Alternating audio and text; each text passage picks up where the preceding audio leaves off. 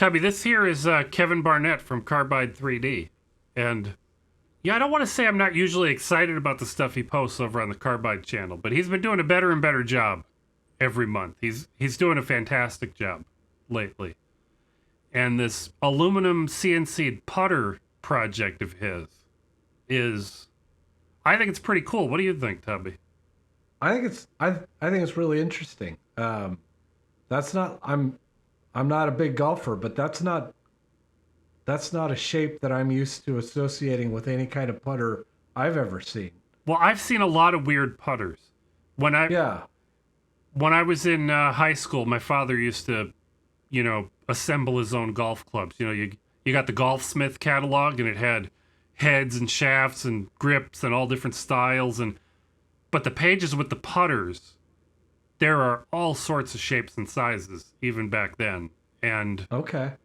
But this one Kevin did, this is a rather custom shape. It's a wedge, but with another wedge and he's doing some really cool 3D tool paths.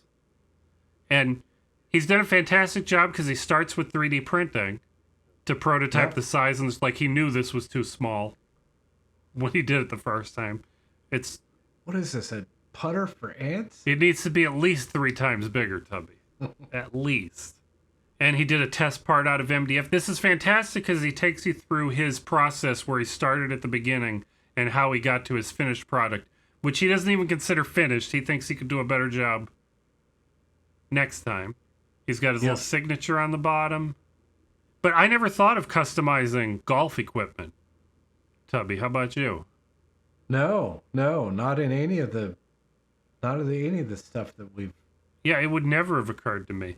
And he's got some other parts in here where he talks about you don't have to make a putter from scratch, a putter head from scratch. It really is. You can buy a putter and you can engrave on it. Yeah. Patterns, names, funny logos. I don't know, anything you want to. He did a lot of post-processing, Tubby. He did a lot of sanding with lots of grits to get and polishing. And this is not a just put it on the machine. Like, we're used to 3D printing a lot of things and just leaving them the way they are. This is polished and shiny. There's a lot of hours put into this. Yes, the enamel this work. Is a ton of work. So much work. But really cool. So cool.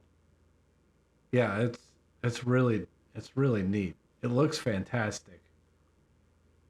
He shows us how he did it, how he did his flip.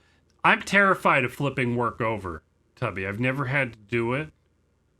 But you need to line everything. If it's off by just a bit, the whole thing looks stupid. You'll see that seam and the offset. It's like a layer shift in your 3D print. Yeah, and knowing me, that wouldn't even be the problem that I have. I would have designed it. It'd be 180 degrees the wrong way. It's easy to flip it the wrong way. It'd be 90 or 180 degrees off, and you feel really dumb with that. Or you could get the depth wrong, and you carve into your thing. Oh, there's so many things you could do wrong. But I'd love to have an excuse to practice that. Yeah. It'd be a fun project. What kind of thing would you design today that would involve a flip? It's a good question. I've been steering clear of all the 3D. I cut so much carbon fiber. Yeah. I enjoy carbon fiber because it's so strong, but everything you do in carbon fiber is going to be 2D. Like, to do a callback to what we were talking about before, Tubby, like this hook doodad. Loop? What do you call that handle? This tiny little handle? Yeah. We could cut this shape out of carbon fiber and do a flip to do the sides, but you're going to destroy your end mill carving out all that extra carbon fiber to make the 3D shape.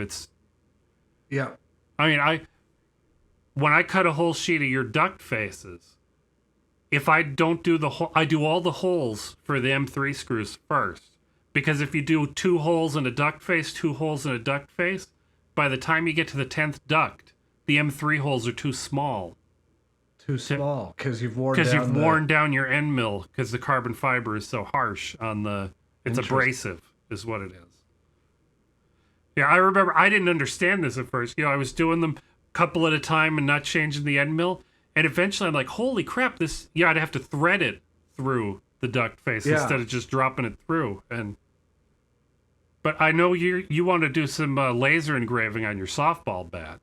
I do, yeah. I don't have Hopefully a third axis to do that, to round things like that on the CNC. Nobody's asked, but I have a Shapeoko. Kevin used a newer version of the Shapeoko, a beefier revision, but I could do this if I knew how, and we had a big chunk of aluminum.